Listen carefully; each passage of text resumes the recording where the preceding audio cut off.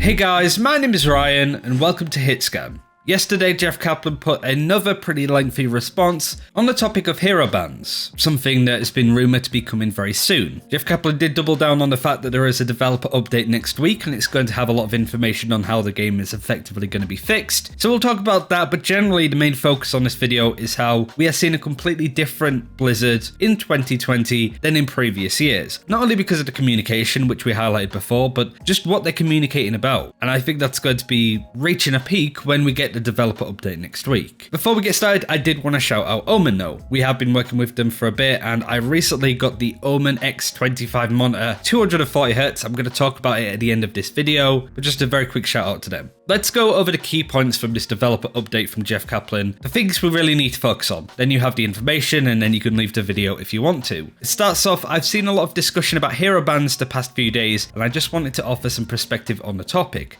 As always, the Overwatch I Assume dev team here has a wide variety of opinions about the concept. Interestingly, we don't have many people on the team arguing for the feature. More of us, including myself, are reluctant to add hero bans into Overwatch. As I've said before, we're not of the mindset that we're opposed to the idea entirely and will never add them, but overall there are a number of issues that want to make us proceed carefully. But this is important. As a team, we agree with and understand that players want the meta to be more fluid and move more frequently, even though the vast majority of players only experience the meta through Overwatch League. Feedback from GMs, streamers and YouTubers, we get that perception of a stale meta is not good for the game. We absolutely have plans to help move the meta more and we'll be talking about these in an upcoming developer update. We get it, we agree, make the meta move faster, okay. But then says there are a few other reasons we're reluctant to pursue hero bans at this time as well. We've been really pushing for faster match times. There's a lot going on under the hood on this one. Our philosophy is the game is better if you have quicker matches. The sting of defeat is much less if the match took less time. We're constantly talking about ways to speed up rounds of Overwatch to allow you to play more. Introducing a ban phase to the start of every Overwatch round would add significant time. Your overall time spent on average playing Overwatch shooting stuff would be less. This concerns us a lot. There is also a huge development cost to add in this feature as well. The time commitment would be significant. The last reason is not the one that's driving our decision making. If we thought that it was right for the game, like with Raw Queue, we would absolutely make the investment. I'm looking forward to sharing next week's development update with you all. I think it will clarify things a bit, but in the meantime, I wanted to tell you where we're at with hero bans, specifically since there's so much misinformation being spread right now. I hope a lot of you in favour in the system don't go to doomsday over the news without having the full picture.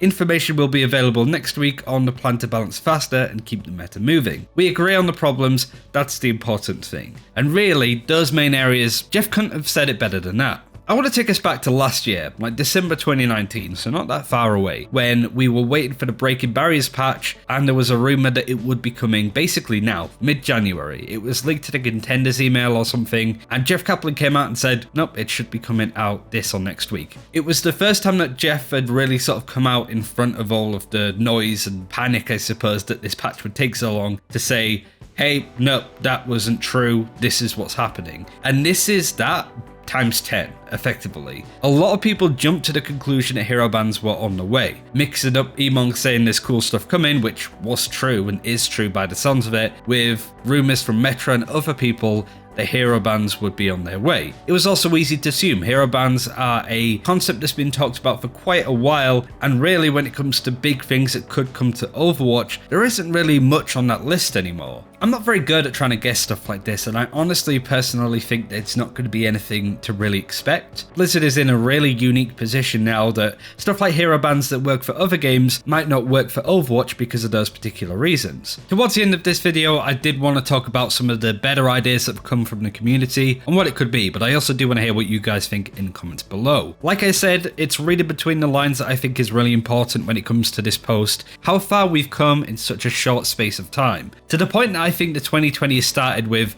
maybe PR in Blizzard really getting at the devs for Overwatch and going, the community thinks that you're not communicating enough and they don't think that you're listening. Change that, because the dramatic change from the start of this year alone versus 2019 is huge. Jeff's been posting pretty much a couple of times every week. We had the devs giving their perspective on power creep, giving us a full essay on how they experimented with 3-2-1. These latter things aren't really that important. We didn't need to know these things or get their perspective on this, nor does it change anything about the game realistically, but the devs still wanted to post that. It wasn't necessary for them to, and yet they still did. But this is on another level. This isn't just them talking, oh hey, we tried this thing out, it wasn't really working. But not only have they got ahead of leaks, which apparently aren't true, so they've come in and said, yeah, that's not happening, but also given us detail onto the fact that they're trying it or have tried it, and gone over some of the reasons why they're not really that keen on it. Some of the challenges that they face. And whilst there is still going to be loads of people going, actually we really need hero bans, it offers a perspective that we've never really had in the past, and hopefully gets people to go, oh yeah, that makes sense, I understand the problems that Blizzard face if they want to do this. And that is key. Not to mention a developer update next week. It's not a developer update for an event or a new hero, from what I assume at least. It doesn't feel like it's going to be a small thing that's on Blizzard's Railroad roadmap that we just expect, like an event or a new hero, the typical schedule that Blizzard have. It sounds like from what Jeff said here that it's less about a particular feature, which no doubt may come next week, but also about the state of the game. It's been a while since we've seen Jeff and the developer updates come out talking about just community topics. Hero balance, power creep, and I really can see next week's developer update, which isn't coming out of the blue, which is another good thing, that Jeff goes over the new feature but talks about these other key topics that people are going over. Like Jeff said himself, the Blizzard team and the community agree on the same problems, but Blizzard has another much better plan in order to fix that. And it's not a typical Blizzard surprise, oh hey, there's this massive thing dropping. They're getting ahead of the curve. And this is really good for the game, and this is the area that Blizzard have really sucked at in the past.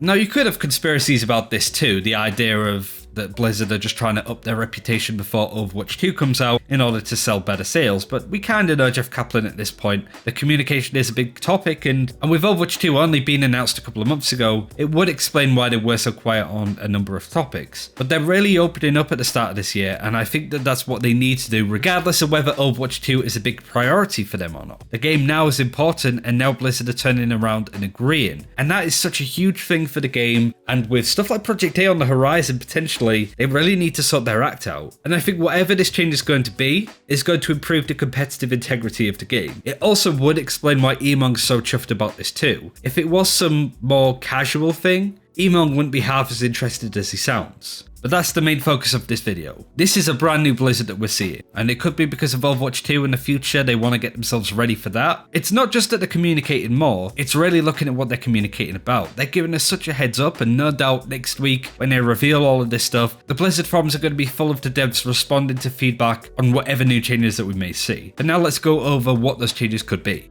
There was a thread going over some of the ideas. I did want to list off a few of the more common ones. The first is some kind of roadmap for 2020, also going over potentially a launch for Overwatch 2, just giving us insight, but the backside of that I suppose is that Emong seems to give the impression that it's something to play and something that will be sort of announced maybe on the PTR by the time of next week. So a roadmap doesn't really solve that at all. A regular tournament system was also suggested. This could certainly be something that brings a lot of those ex-players back, a more of a competitive face-it kind of organization within the game for you to play competitively without playing within competitive. I think this would be a huge thing for the game. It means that if ranked is bad, much like it can be in CSGO as an example, you can play in certain groups that are only tryharding, and I think that's a really good thing for any competitive game to have, and with that will also increase the competitive integrity of Overwatch to an extent. This might also help the balancing idea of Blizzard being a bit more on top of stats by being able to look at these games in particular and see what's ran and how, in a vacuum, in a very competitive environment, what heroes are ran to give them a bit more details. Somebody suggested new hero, but I really don't think it is that. Jeff never really wants to give too much stock to a new hero. Remember when he said that Brigitte broke the meta? Well, she did, and everybody hated her for it. So I don't think that Blizzard would ever try and lead the audience with like, oh, things are going to be amazing from now by adding a new hero. It doesn't really work that way, I don't think.